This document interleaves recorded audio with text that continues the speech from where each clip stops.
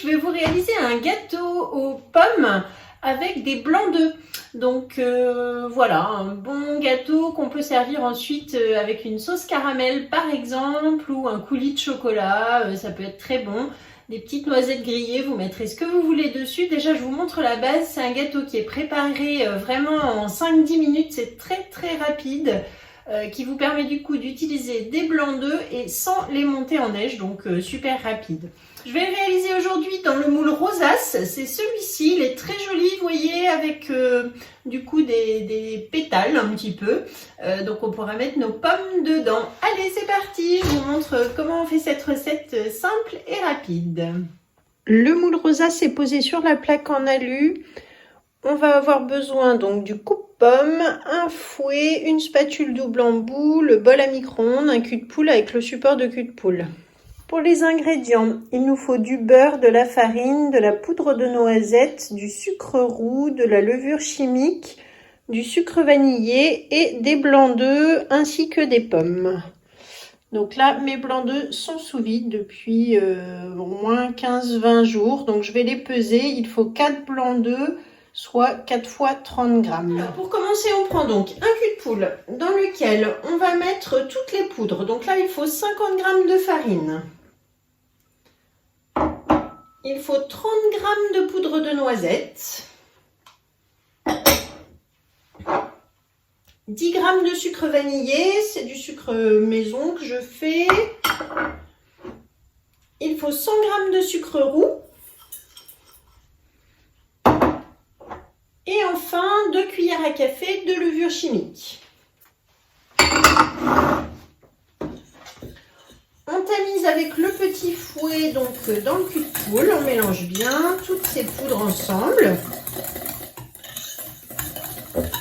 Alors, je vous dis que c'est vraiment très rapide. Vous voyez, c'est un gâteau qui se fait en un tour de main. Voilà, toutes les poudres maintenant sont bien mélangées. Je vais pouvoir maintenant verser le beurre fondu, donc il en faut 80 grammes.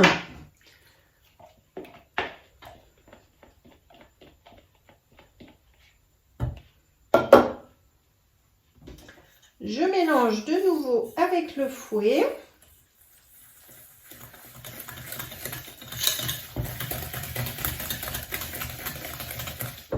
Ici, on va prendre la maryse nettoie fouet pour vider la préparation qui est restée collée aux lames. Et enfin, pour terminer, je mets donc les 4 blancs d'œufs dans mon cul de poule. Et je mélange avec ma spatule double embout. Donc, pas besoin de monter les blancs en neige avant.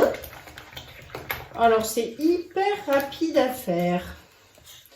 Voilà, on va prendre à ce stade la cuillère magique qui, elle, va bien incorporer les blancs dans la pâte et surtout émulsionner notre préparation.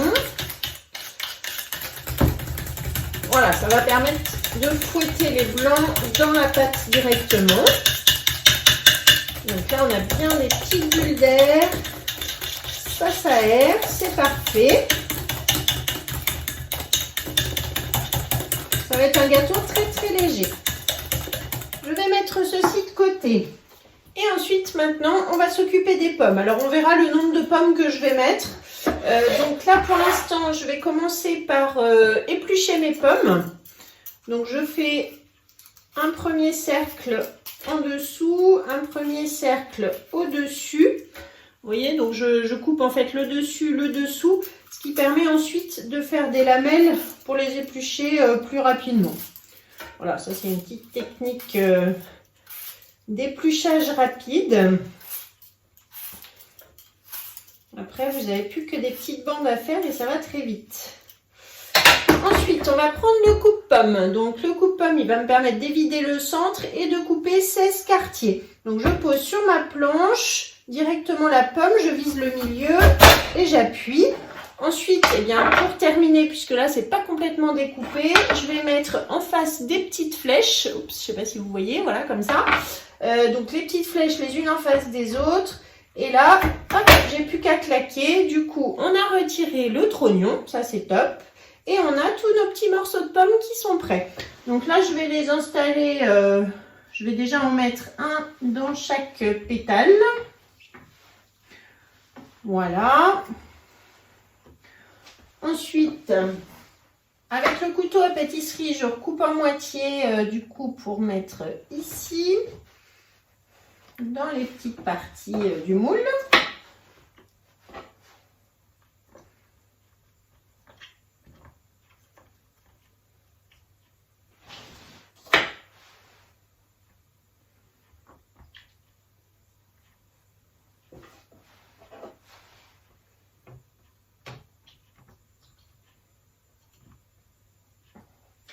Et voilà, donc déjà des pommes un petit peu partout. Ensuite, je prends donc ma préparation de pâte. Je vais en verser un petit peu sur le fond, juste pour recouvrir en fait les pommes. Voilà, à peu près la moitié.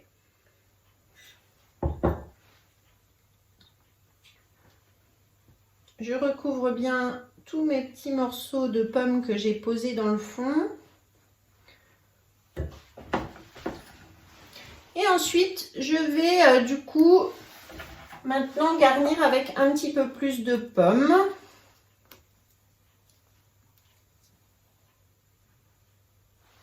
Voilà, donc on va faire une deuxième pomme. Alors, j'en avais préparé 4, mais effectivement 2, je pense, seront peut-être suffisantes. Ça fait pas un gâteau très gros, très épais. Mais c'est toujours bon quand c'est bien fourni de fruits.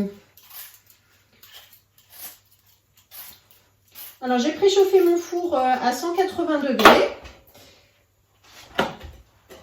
Voilà, donc je continue, hop, j'appuie comme ça au centre, je récupère le petit socle, les flèches et voilà. Donc, vous avez vu, ça c'est vraiment très facile à utiliser. Le coupe-pomme, il est génial pour faire des gâteaux, des tartes, pour faire de la compote, pour les manger tout simplement comme ça aussi.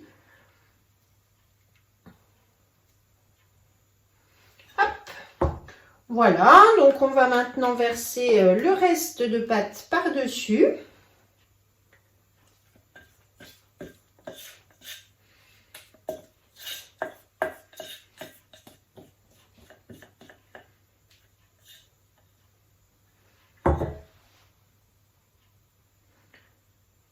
On recouvre.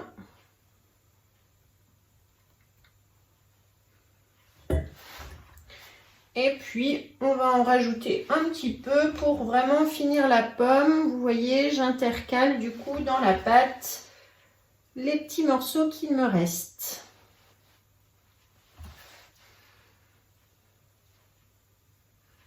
Et voilà, tout simplement. Donc là maintenant, je tape sur mon plan de travail pour bien répartir au fond. Et on enfourne donc à 180 degrés pendant 20-25 minutes. Et on se retrouve tout à l'heure pour le démoulage.